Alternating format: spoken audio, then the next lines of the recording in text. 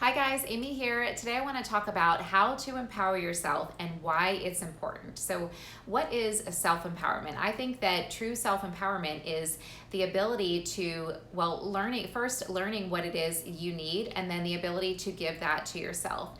Because a lot of times when we are feeling disempowered, it's because we're focusing our attention outside of ourselves on something. Maybe we have a situation that's not making us feel good, and rather than looking within ourselves for the answers for our part, our choices that led us to the situation we're in, we are looking outside of ourselves, blaming our unhappiness on or lack of success on others. And that is, waiting for somebody to give us an opportunity. Or focusing on how somebody maybe either didn't give us an opportunity or mistreated us, rather than looking within, which is one of my favorite quotes that Carl Jung talks about. That which we need most, or says, that which we need most will be found where we least want to look.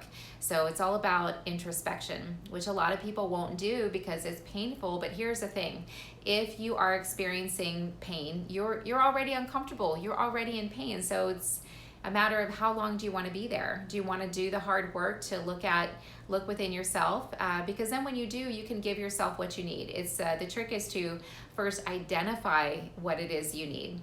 And from a young age, I actually, before I even understood what I was doing, this process of introspection and choosing healthy habits, learning to give myself what it was I needed. I didn't know what I was doing, but I was developing really strong, healthy habits. So as a little kid, I was depressed, I was unhappy. I knew I was unhappy, but I didn't know I was depressed. I didn't even know what that meant.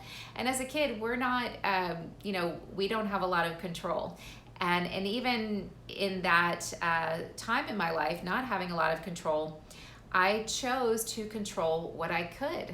So I started writing, I started journaling, I started doing creative writing. That gave me an outlet to express my emotions. And then when I got a little bit older, I started running, and that gave me freedom. So these were things that I recognized that I needed without actually vocalizing it, saying the words. I felt that I needed these things, and I found a way to give myself these things. And in starting this habit of introspection, spending time alone, figuring out what I need, and giving that to myself, it helped me continue that process as I got older, and it has really served me. So even if you didn't start healthy habits, as you probably did, in the areas of your life that are going well, you have healthy habits in place. And in the areas of your life that are not what you want them to be, you likely don't have a positive belief system there and or some healthy habits in place. But guess what? You have the power to start making different choices and get curious about. This is where I recommend starting. If you're not happy with a certain area of your life or your job or whatever, first identify the emotion, acknowledge the uncomfortable feeling, and sit there with it and give it some space, allow it to show up, because otherwise we're denying our emotions, and then they just stay there dragging us down and hindering our focus. And we can't solve a problem that we don't know what is there. So you want to get curious about how you're feeling and why you're feeling that way, and then what it is you want. Get curious about what it is that's going to help you to feel good, and choose to start focusing some time and energy there. I remember, so I did have some really healthy habits in place as a kid, and those healthy habits later served me in the areas of my life that were going great. But in the areas that weren't, I had some work to do. And I remember one time I was having a conversation with a woman, and this was the first time that I think somebody told me to look at my actions that had gotten me into a very uncomfortable predicament. And I remember I looked at her like she was crazy. I said, but look at what this person, how they treated me. And she gave me this really stern look, and I just knew to be quiet. But I was thinking, well, how dare she, this isn't my fault. But I needed to hear those words. This was over 10 years ago, because it did get me thinking and start to look at my own actions, and which were what's the word I'm looking for? I can't think of the word, but stemming from my belief in myself. So this negative belief system that I had within me that led about a certain area of my life led to actions that led to not great outcomes.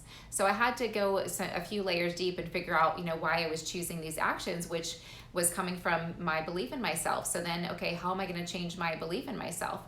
Well, it takes practice, but you can do it. I did it. I used to honestly wake up with my heart in my stomach every day for years and years and years. So externally, career-wise, goal-wise, all was going well. Finance-wise, fitness-wise, continuing to improve.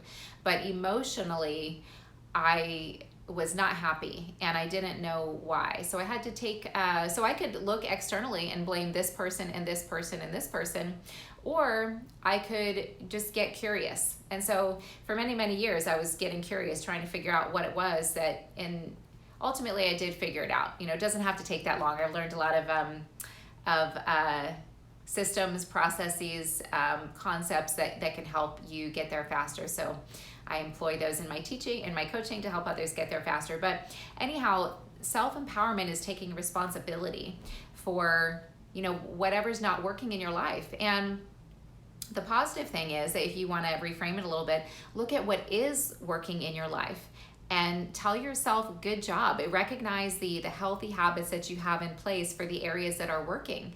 You did that, you created that. And that means for the areas that are not working, you also have the power to create, to change your mindset.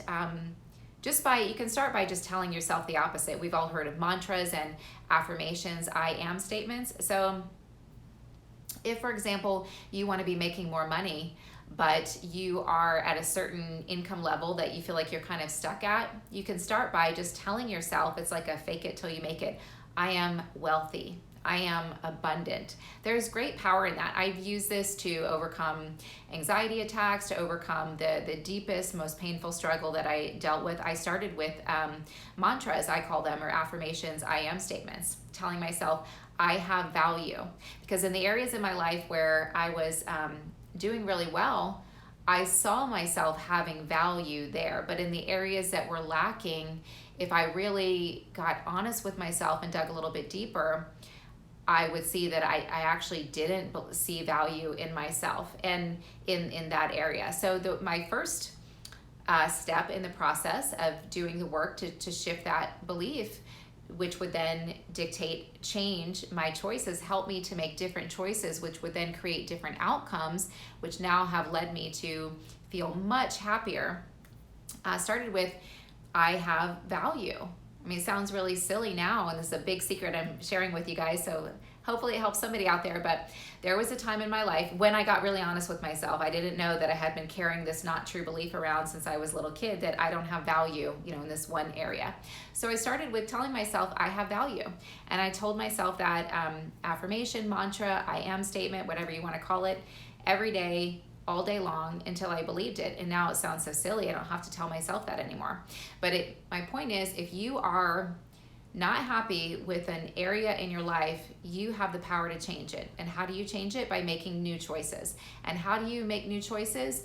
By identifying the untrue, by changing your belief about yourself. So you got to first identify what's the real belief that you have, and then be easy on yourself. It's not a true belief. I don't want to go off on another, take it too far back, because that'll be for another video. But basically, that's how you empower yourself.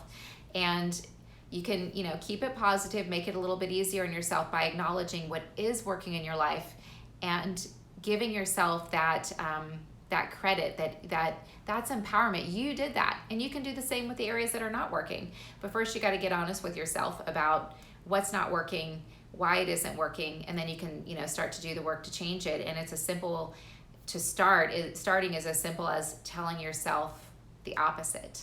So I am wealthy, I am abundant, whatever it is, for you. So thanks for listening. If you like the video, go ahead, like and subscribe, and I'll see you soon.